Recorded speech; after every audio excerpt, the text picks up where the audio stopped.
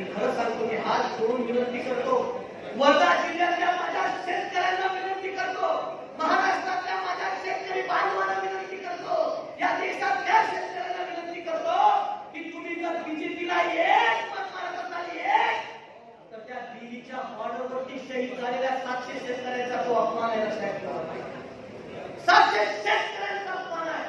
कारण बीजेपीच्या लोकांनी, नरेंद्र मोदीने, भाजपने आम्हा बरं ते कोणासाठी भांडत होते?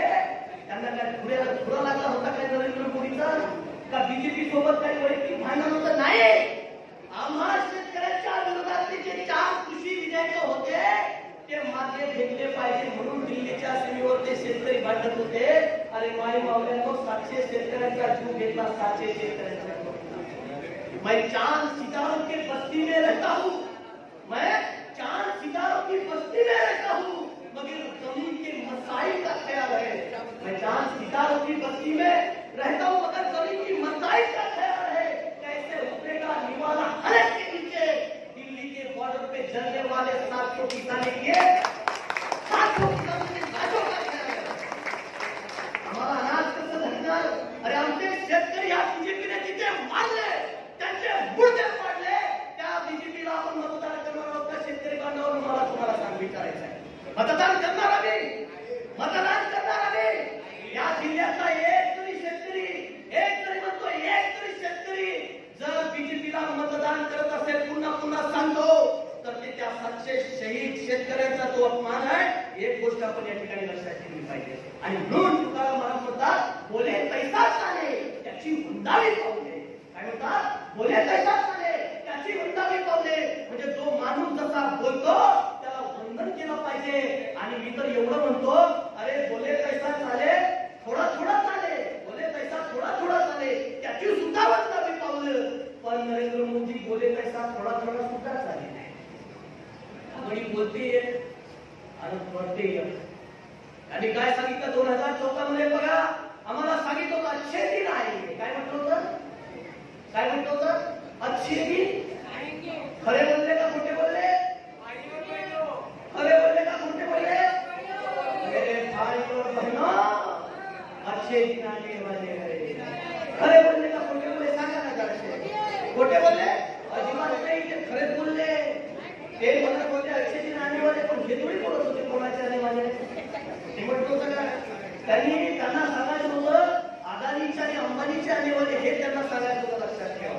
आणि म्हणून 2014 मध्ये सांगितलं भ्रष्टाचार संपवणार आहे. तुम्हाला माहिती आहे काय होतं? ज्या ज्या लोकांवरती बीजेपीने भ्रष्टाचाराचे आरोप केले, 14 मध्ये नरेंद्र मोदी तेच म्हणत होते, 19 मध्ये तेच म्हणत होते, 24 मध्ये मी तेच म्हणत आहे की आम्ही भ्रष्टाचाराच्या विरोधात आहोत. कालचं जे पी नड्डाचं स्टेटमेंट आहे, लोकमतात छापलेलं आहे. काय स्टेटमेंट आहे? कि इंडिया राइट्स वाले बोल रहे हैं हम मोदी के खिलाफ है, और मोदी बोल रहे हैं हम भ्रष्टाचारियों के खिलाफ में हैं. अजित पवार 1, अशोक चव्हाण 2, भावना गवळी 3, कृपाशंकर सिंग 4. किती नावं सांगायचे? मधुकोडा 5. किती नावं सांगायचे? 25 पैकी 23 लोक ज्यांच्यावरती नरेंद्र मोदी आणि बीजेपीने भ्रष्टाचाराचे गंभीर आरोप केले होते, त्यातले 23 घेतले ना मामा. 23 किती? 25 23 आपल्याकडे घेतले 2. याचा अर्थ काय? कधी कार्यक्रमामध्ये फरक आहे सरकारच्या. हे बोलतात ते आणि करतात ते. म्हणजे हे बोलतात ते भ्रष्टाचारी आहे आणि यांच्याकडे आले की ते सगळे कुठल्या तरी डिटर्जंट साफ होतात आणि पवित्र येऊन भाजपमध्ये राहतात. अजित पवारांवरती तर बीजेपीचे 12 आरोप केले की 70,000 कोटींचा अजित पवारांनी घोटाळा केला. 70,000 कोटींचा. आणि त्यांना आम्ही तुरुंगात टाकू. आणि तो वाटत करून कधी कधी टाकू, कधी कधी टाकू. निर्दोष लोकांना तुम्ही तुरुंगात घालता.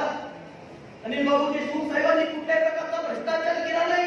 एक पुरावा हे लोक देऊ शकले नाही. एक पुरावा विनाकारण एका निर्दोष माणसाला, कोट्याधिकाच्या माणसाला त्या नीच लोकांनी तुरुंगामध्ये टाकलं होतं. पण त्यांनी सुद्धा माघार नाही घेतली. त्यांनी सुद्धा माघार नाही घेतली. जोरदार टाळ्या त्यांच्यासाठी वाजल्या पाहिजे.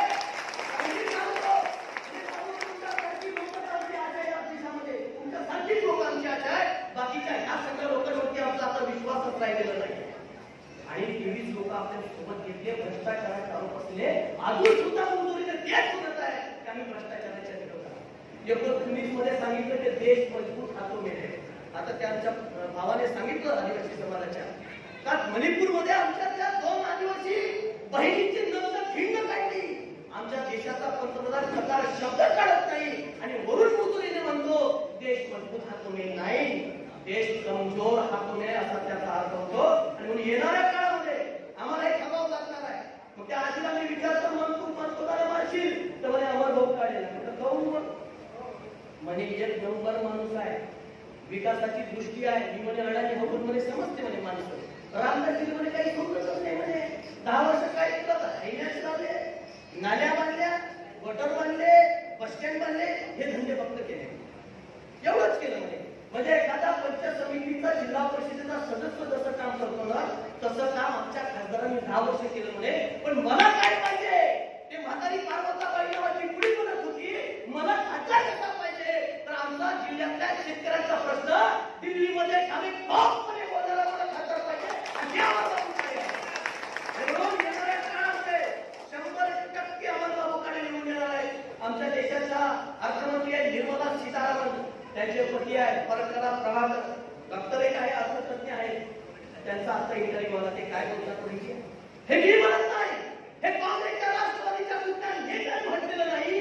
या देशाच्या अर्थमंत्री निर्मला सीतारामनचा नवरा म्हणतो, त्यांचे पती म्हणतात की जर नरेंद्र मोदी या देशामध्ये पुन्हा सत्तेत आले तर 2029 ची निवडणूक होणार नाही याचं गांभीर्य आपण समजून घेतलं पाहिजे.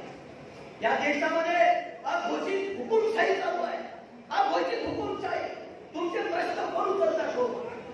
आम्हा सर्वसामान्य जनतेचे प्रश्न 2 लोक उचलत असतात, एक विरोधी पक्ष आणि दुसरं मीडिया. विरोधी पक्षाच्या लोकांना ईडी सीबीआय लावून खोट्या केसेस टाकून यांनी तुरुंगामध्ये घातलेला. आता अरविंद केजरीवाल तुरुंगात आहे, संजय सिंग यांची आता जमानत झालेली आहे. सगळ्यांना घाबरवलेलं आहे. तुम्ही भ्रष्टाचारी नसाल तरी सुद्धा तुम्हाला तुरुंगात जावं लागेल. याचे महाराष्ट्रात 2 उदाहरण आहेत, एक संजय राऊत साहेब आणि दुसरे अनिल देशमुख साहेब. निर्दोष लोकांना तुरुंगामध्ये टाकलं. आणि दुसरं म्हणजे मीडिया.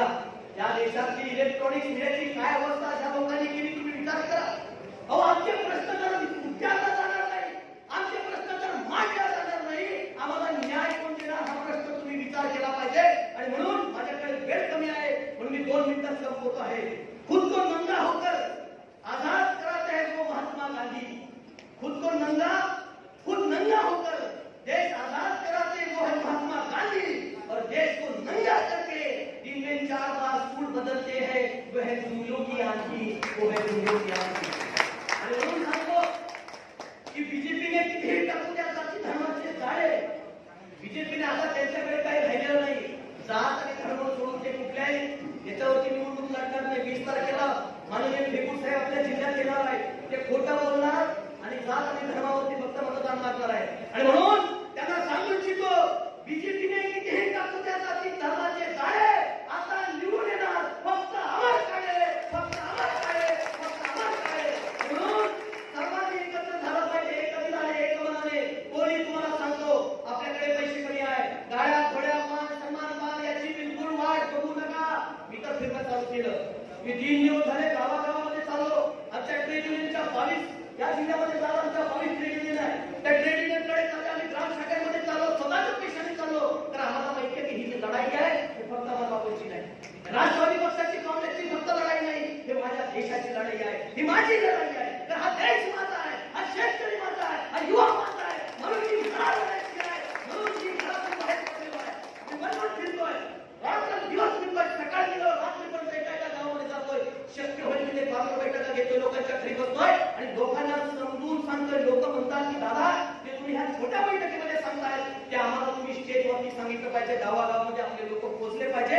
एवढा जरी प्रचार केला तरी आम्हाला 100% या ठिकाणी निवडून येणार. एवढं सांगताना मी एक कधी झाले जरा धर्मपंथ समुदाय काही करू नका. पण एक शायर असं म्हणतो की एक हो जाओगे तो बन जाओगे, खुर्शी तो कमर मध्ये चंद्र आणि सूर्य या शेर समाप्त करतो भाषण. एक